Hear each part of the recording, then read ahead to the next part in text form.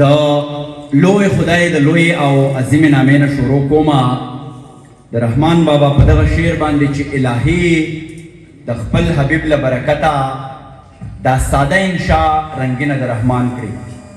او بیا د هغه لوی ذات په سل کرته شکرګزار یم مننه کومه چې نن زه د افسر افغان په حیث باندې د ضلع شانګلې لیلوڼۍ د یو داسې فکر چې د هغه د ګڼړخیز شخصیت وړانګې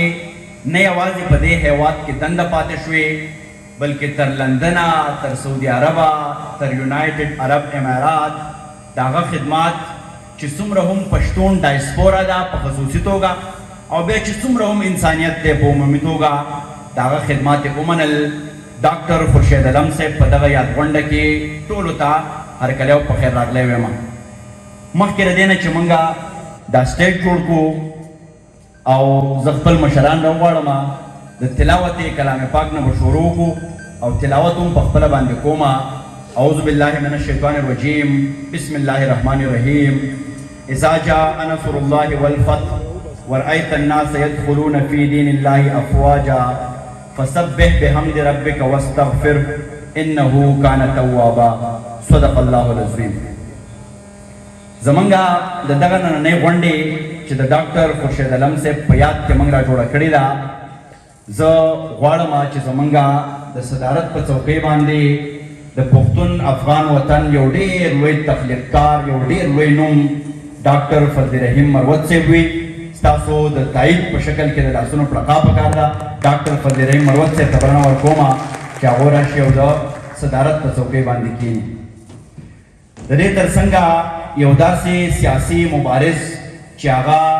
نه وروسته شو نه مات شو نه پشا شو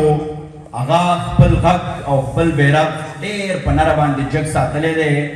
موږ ته ویلی شوي چې هغه به 4 بجې راځي خو د خپل ټاکلی شوي وخت نه هغه مخکې راغی ډېر دروند خوږ او د پوره پښتنو متفق مشر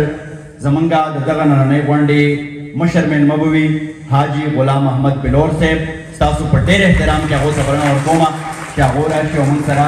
د مشرتابه دغه چوکۍ سنبال کړي ډېره مینه ورله ورکړي ډېر لوی شخصیت دی ډېر لوی خدمات دي